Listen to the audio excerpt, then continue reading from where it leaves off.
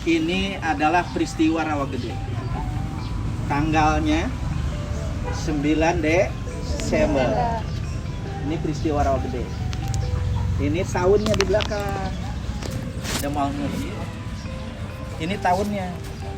Ini tanggalnya pakai rumput, tahunnya pakai pohon. Jadi tanggal 9 Desember tahunnya 1947. Negara kita udah merdeka. Kenapa ada pembantaian? Nah itu harus dipertanyakan kan gitu. Latar belakang di sini pembantaian kenapa? Tapi relief ini Bapak mendesain, ini Karawang masa lalu deh. Dulu tuh Karawang itu dari Bandung sampai keluar Jawa itu yang digunakan Citarum. Kali belum ada tol. Zaman Belanda dulu. Jadi Citarum itu adalah layar-layar kecil, perahu kecil atau apa itu. Dibuatlah pelabuhan-pelabuhannya namanya Teluk.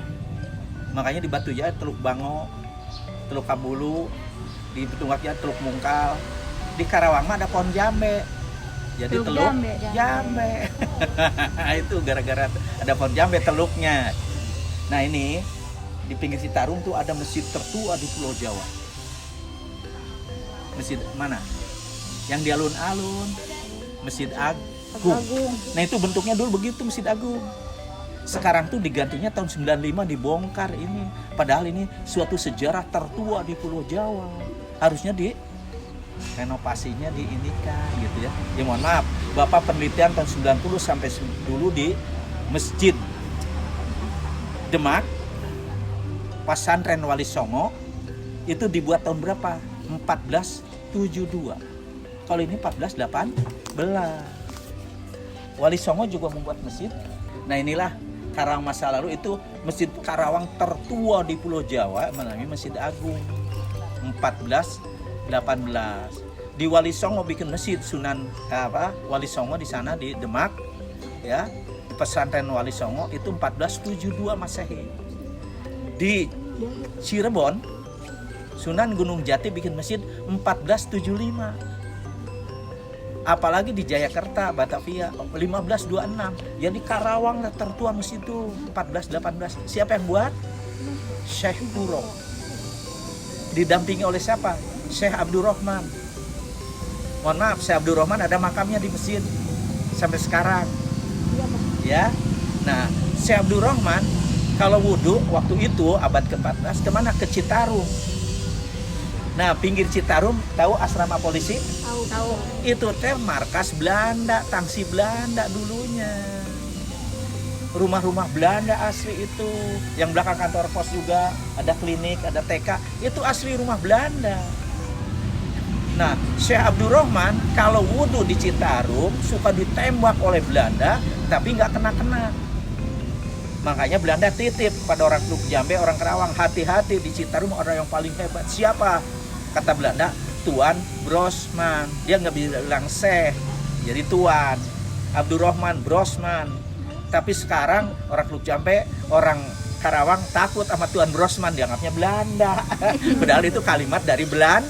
Nah itu mohon maaf, masih banyak yang takutan Tuan Brosman di Citarum. Nah inilah sejarah dulu, inilah Karawang masa lalu abad ke-4 sampai abad ke-8 waktu Tarumanegara.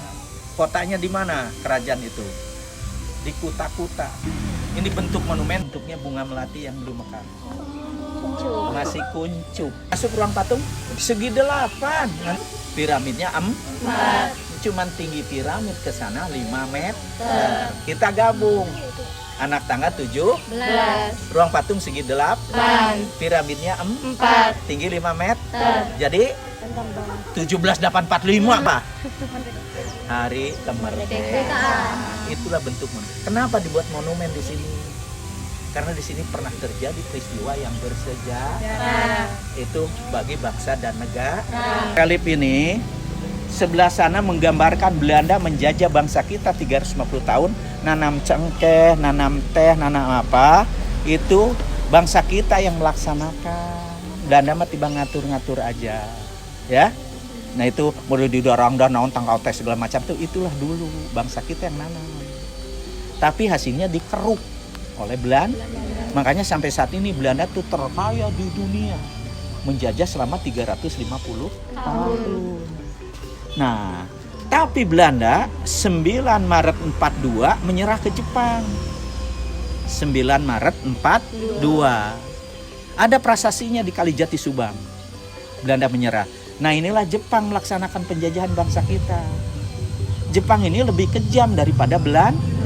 Apa? Tanam paksa rodi, romusa. Iya, itu ya. Dipukul, dipenggal bangsa kita kalau nggak kerja. Tapi yang mukul, yang menggal bangsa kita. Yang direkrut oleh Jepang diberi pangkat. Apa pangkatnya? Daidancho, bahasa Jepangna. Nah, inilah Jepang menjajah bangsa kita. Tapi akhirnya sampai Bung Karno, Jepang kulantaran kejam, negara besar Amerika, Inggris segala macam membenci Jepang menjajah di Indonesia. Bergabung jadi sekutu. Berbuat apa tentara sekutu? Tanggal 6 Agustus dan 9 Agustus tahun 45, kota Nagasaki, Hiroshima dibom atom. Nah, itu. 14 Agustus Jepang di Indonesia menyerah tanpa syarat karena dibomnya di negaranya. Tapi licik, 14 Agustus Bung Karno, tokoh bangsa kita, dibuat terbang ke Saigon, Vietnam. Tapi RRI, Radio Republik Indonesia, mengumumkan seluruh Indonesia bahwa negara kita segera proklamasi karena Jepang sudah menyerah. Tapi tokoh bangsa kita nggak ada lagi, dibawa Jepang ke Saigon gitu. Tunggu Bung Karno nanti datang. Tapi yang terjadi di Saigon, Bung Karno dibujuk, dirayu supaya mau jadi panitia persiapan kemerdekaan Indonesia yang disingkat PPK. Ya jelas ingin merdeka bangsaku, kata Bung Karno. 15 Agustus pulang ke Indonesia. Nah, ini miskomunikasinya. Radio Republik Indonesia mengumumkan, tunggu, Bung Karno sudah datang. Kata Sukarni, Wikana, Umar Baksan, Singgi Subaru, segera proklamasi negara kita. Bung Karno menolak. Kenapa menolak? Kata Singgi, ya aku ditunjuk panitia oleh Jepang, katanya. Loh, Jepang udah menyerah kemarin di sini. Nah, ini miskomunikasinya. Makanya Bung Karno sampai diculik ke Rengas Dengklok. Itu ngamankan sebenarnya. Karena Radio Republik Indonesia mengumumkan bahwa negara kita proklamasi, tapi tokoh bangsa kita menolak. Hah?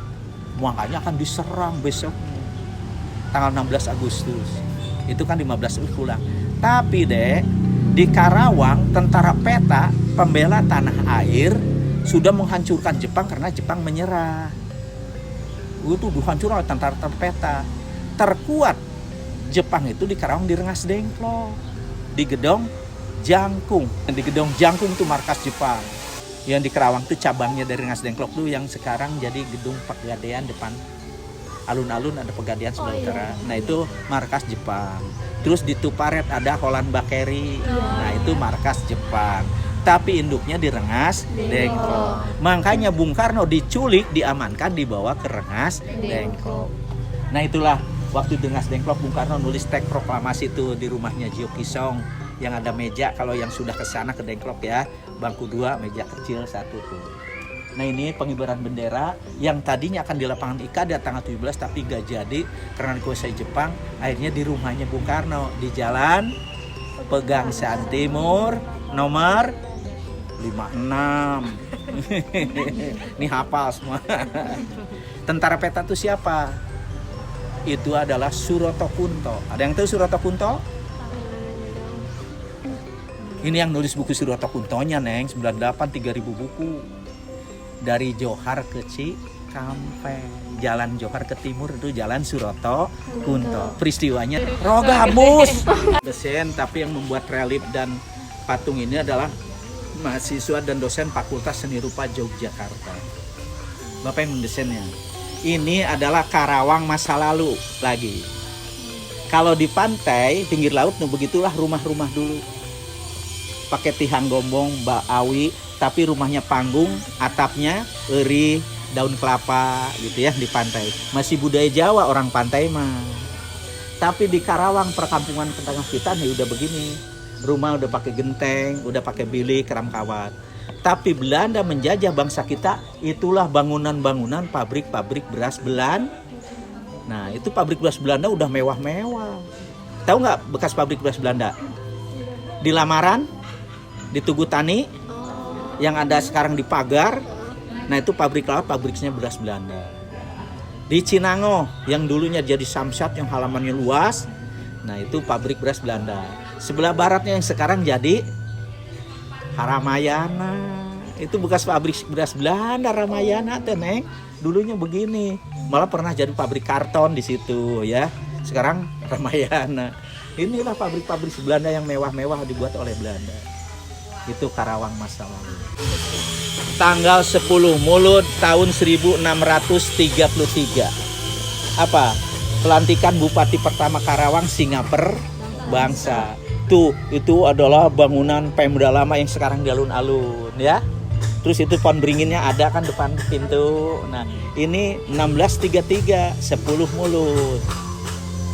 Ya mohon maaf, pernah Bapak jadi anggota DPR di tahun 8792, 89, 10 Mulud dirubah jadi Masehi, HUT Karawang. Dulu mah ketok meja 10 Mulud hijrah. Tapi sekarang mah jatuhnya tanggal 14 September. Dihitung 300 sekian, itu jatuh 14 September. HUT Karawang sekarang ya. Nah ini pelantikan Bupati pertama Singaper Bangsa. 1677 Bupati Singaper Bangsa meninggal oleh Mataram, orang Solo, Jogja, bahwa Singaper Bangsa dimakamkan di Solo. Tapi ternyata disiapkan di Manggung Jaya, ya. Dibawa udah dipakai kain kapan segala macam, tapi di Ciranggon kain kapan ini penuh darah, keluar darah nggak berhenti. Belok ke Majalaya, ada pohon besar dimandikan sana, ternyata nggak berhenti. Akhirnya tek kepalanya. Jadi dibawa ke Solo, makamnya Singaper Bangsa kepalanya. Tapi dari Ciranggon ke Cilamaya diganti kepalanya oleh kambing. Ini adalah patung terbagus di Indonesia menurut orang luar negeri. Menurut orang luar negeri, Neng.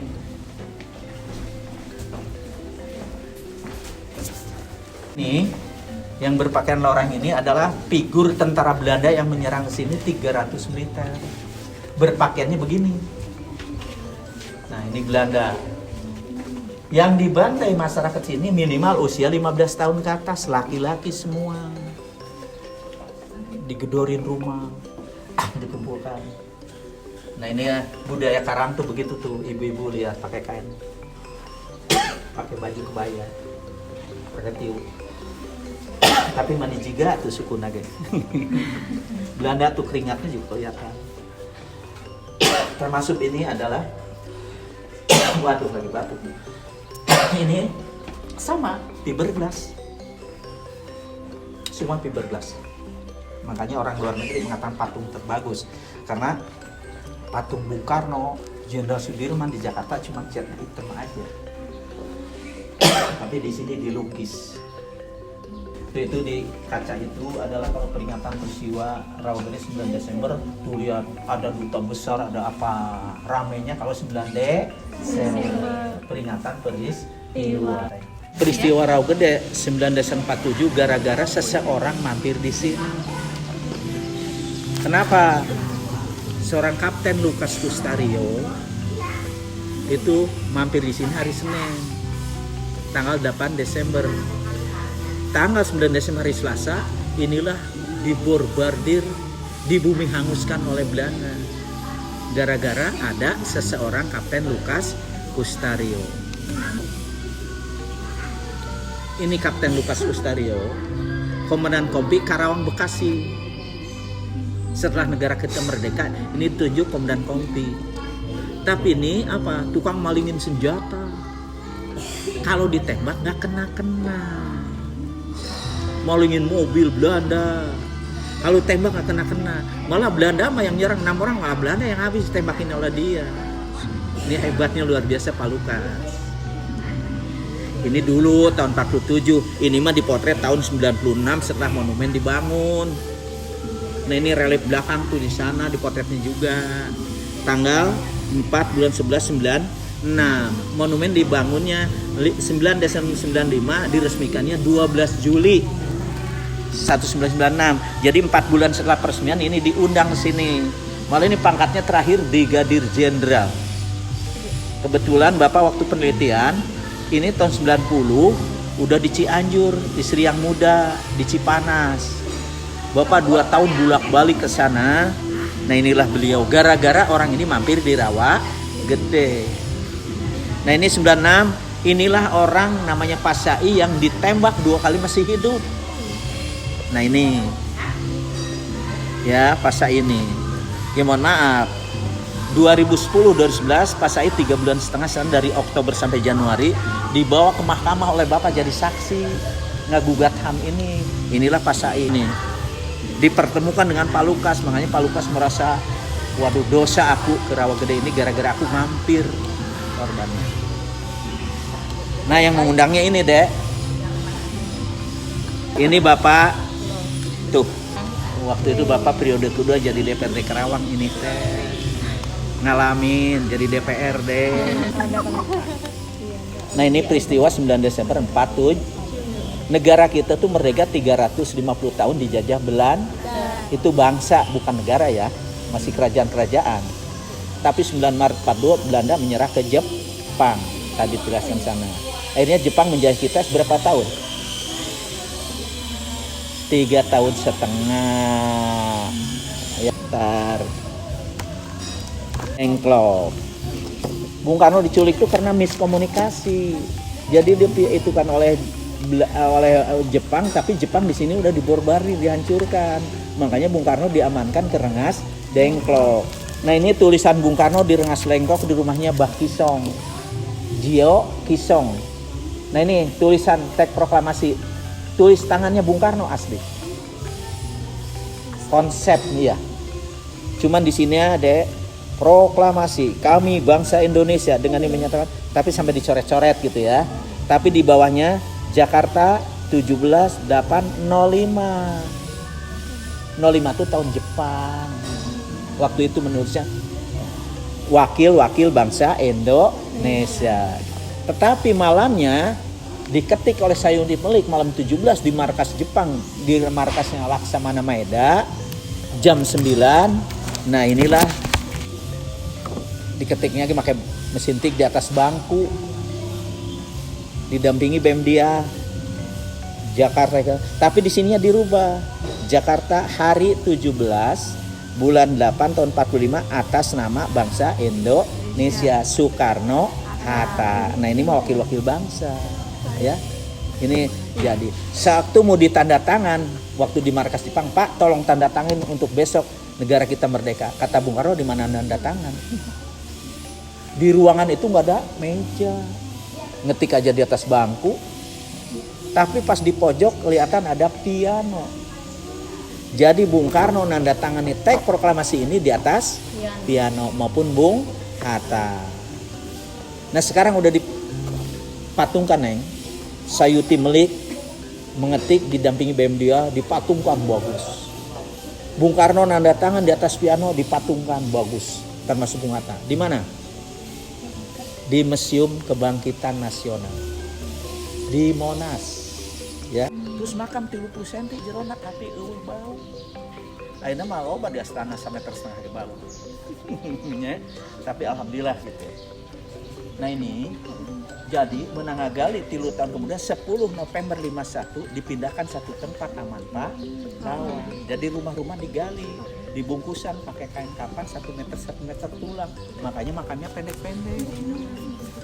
Tapi sebelum dimakamkan disembayangkan massal dulu. Setelah sembayangkan massal baru dimakamkan. Makanya makna Taman Pahlawan ini sampurna raga. Jadi sempurna lah guys disolatkeun mah maksudnya gitu. Dulu mah unu nyolatkeun. Rawa Gede. Itu berdiri dari macam-macam, dari SP88, Macan Citarum, BKR, TK dulu di sini makanya dia di sasaran Belanda. Kumpulnya di sini pakai kereta api ke Rawa Dengklok. Ada stasiun, ya. Nah, makanya di sasaran. Kata Batama orang dikejar-kejar. Kapten Lukas mampir. Jadi malam ini jadi sasaran. Terus tadi aku tanya, di mana Pak Lukas? Tidak tahu. Marah Pak, markas Bang Pejuang. Tidak tahu. Dah tahu di sana-sana. Tapi tetap tidak bicara walaupun satu-satu. Tetap tekdung ditembak. Nah ini cara pengepungan kampung oleh Belanda. Nah itu cara pembantaian tuh dijajar ke Nana. Sekali nembak 40, 30.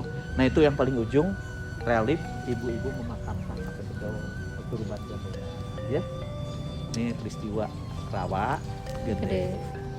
gede. Esa hilang 2 Bilang.